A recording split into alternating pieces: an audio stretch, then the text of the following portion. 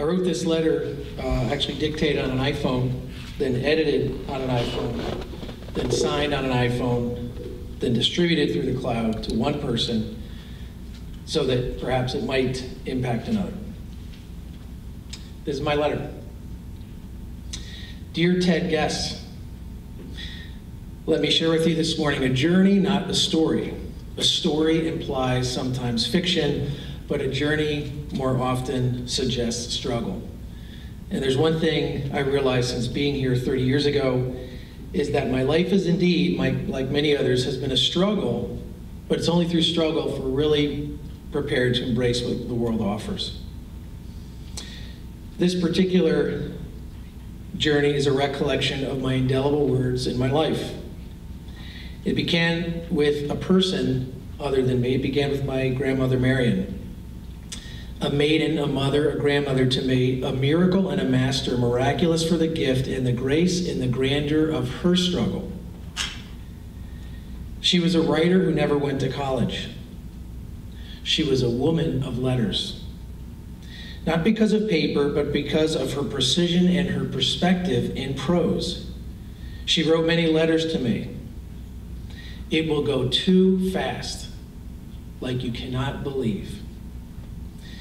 She wrote in her poetry, her prose, her musings and messages, desires and her despair.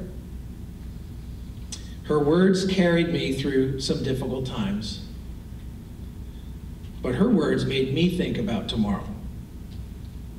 I graduated from West Point, an aerospace engineer, a student in the linear, the logical, and the learned. My tomorrow already made sense, or so I thought. Infectious Italy. I felt like the writer I never knew, alone then alive. Art, architecture, allure. An amazing girl named Manuela. Awakened, awkward, aware, anxious, able, abundant, appreciative, and absolutely accessible. I felt I had it all, but I was too young to know what all really was.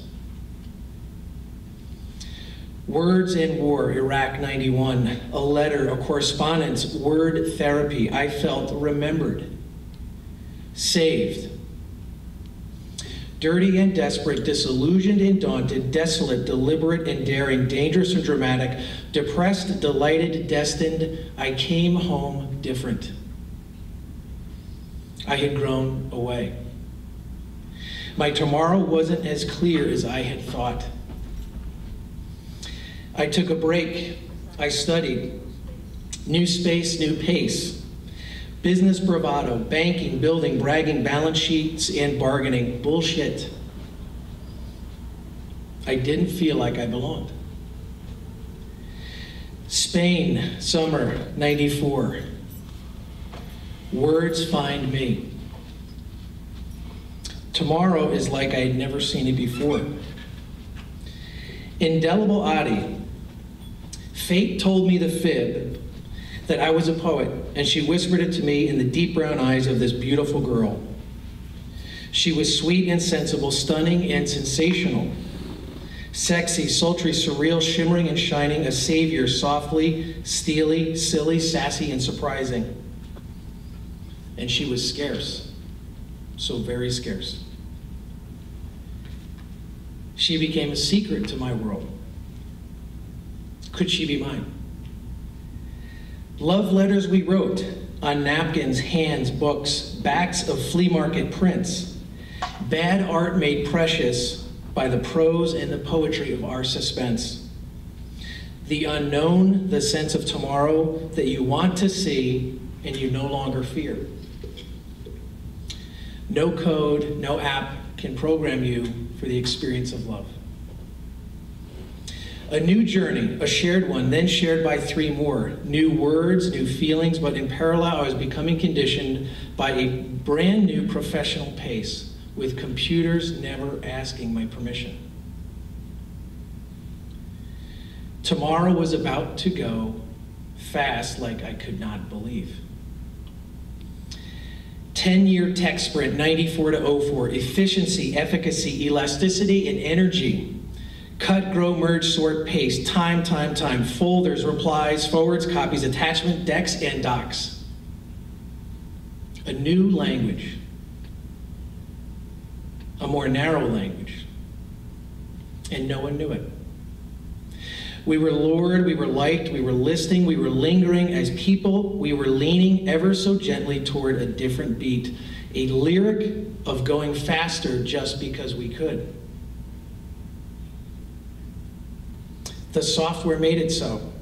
We hadn't yet programmed the tomorrow we wanted because we didn't know enough of the tomorrow and what it should be. Back to Spain. To the mirror held in my face one Friday afternoon by a boy too honest to negotiate with bits and bytes. Human for better or worse. At the peak of pipeline pressure, sales, the dauntingness of duality. My life over margins, growth, forecast, meetings and projections, keystrokes over kids' jokes. Faster, faster, more. IPO, here we go, the new name in software, the CEO battles for ego emancipation, Silicon bravado. The bees were back. Now this phrase from my 6-year-old son changed me forever as he stood with a choice of what we would play at the right time. Of course, the right time was defined by me, and nor was it defined by me, it was defined by the data, the logic in front of me. My earpiece, my laptop, my attention, my tasks, my percentages, my numbers determined, owned, and programmed what was the right time of my day. It was just that way. There was no other clock. And yet, then there was. Dad, I want to play whatever game takes us longer. Poetry from a boy who knew not what poetry even was. A consideration of words speared so directly at my beating that even a rocket scientist had missed the noteworthy right in front of his eyes. How powerful words can be in a world run by symbols, equations, data, numbers, and data. How powerful computers can be to warp our sense of time. My tomorrow was confused once again. Back on home soil years later, I learned more about all things distributed, all things possible, the acceleration of acceleration. So if we could distribute everything, I asked myself if we could distribute the meaningful.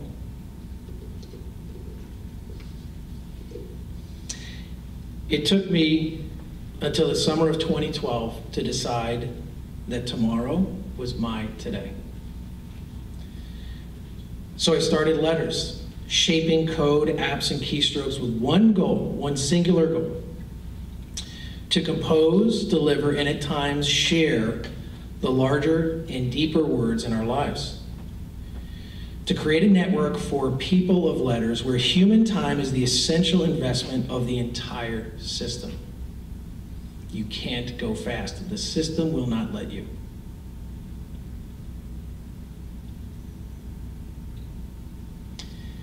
Could we, in essence, re-engineer the trajectory of technology? Could our life legacy and our word longevity be enhanced using the same tools of computers that told us to live so much faster? In other words, could we design slow to recapture the magic of poetry and the beauty of prose from one person to another? So my journey leads me here today, asking you to consider these questions for your tomorrow. How do we stay present knowing that that time is the biggest present of all? Can we restore the circulation of our lasting words, our bold words, all 1 million of them that are in the dictionary, but in beautiful, robust compositions, unique to every one of us? Words to support the elevation and expression and excitement of what it truly means to be human. In other words, can we awaken and empower the letter writer in each of us? Can we fall in love with words once again? Are we bold enough in our lives to make indelible decisions? For for the people around us who are indelibly part of our souls. And lastly, can we commit to the more meaningful correspondence that used to happen in the previous century and reimagine a medium of new letters for this century? Now, it's 30 years since I sat in those seats with the belief that tomorrow was some remote and far-off place.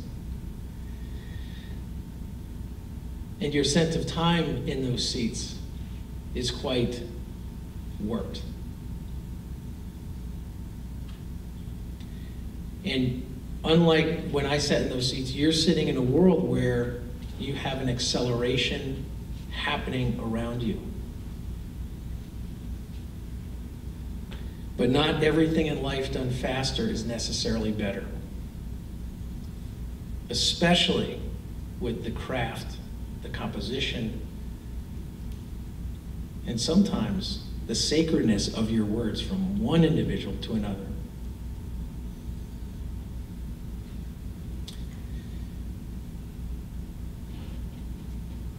When I say you're in an environment of fast, it's also an environment of abundance. So an environment of abundance where tweets are in the billions, likes are in the billions, messages in the billions, emails in the billions. How do you actually find words that move you? How do you create words that move another person?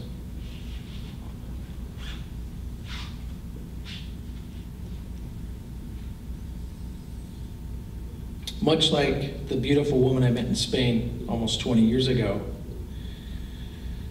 what becomes so scarce?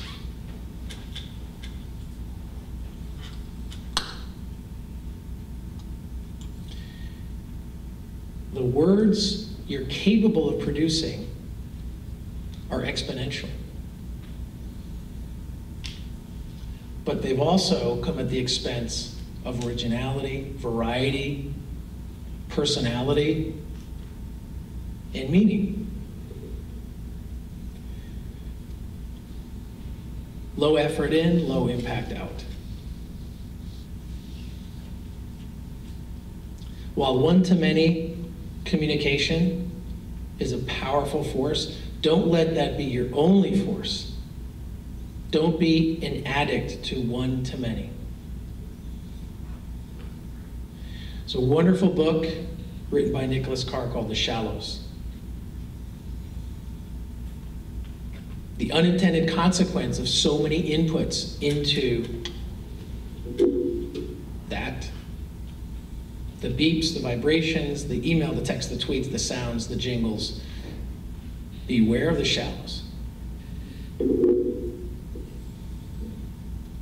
It's fine to skip and scanter. It's fine to explore, it's fine to discover, but don't let that define your relationship with words.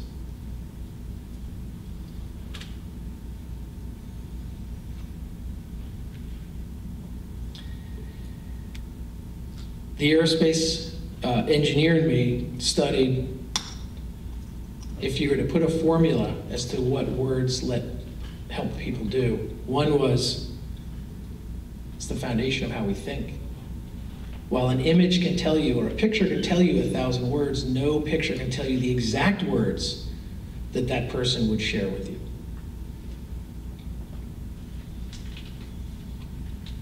Words, although in great supply, have reduced in diversity, so don't let words reduce their power to inspire.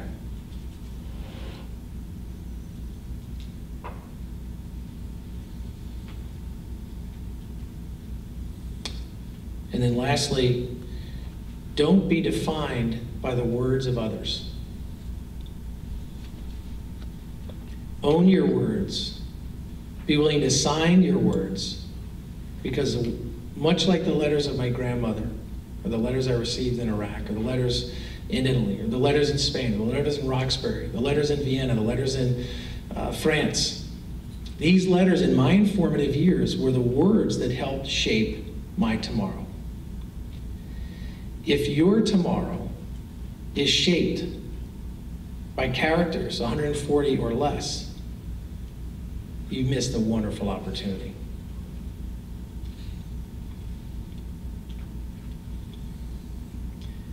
So I'll close with the phenomena of social media. It can be ultra social. It can be fast, and it can be scale, and it can be wonderful. But fast social in itself should never come at the expense of your slower social. Those right in your sphere, those right around you, those who need your better words, those who want your better words, those who want your letters. So although I'm sure there's you in the audience who have not written a letter because the medium of postal has become, let's say, more of a craft than the default, it's fine that the default is now digital. But just because it's digital, don't lose the opportunity to make it meaningful. I hope your tomorrow is full of wonderful words, and I thank you for coming today. Thank you.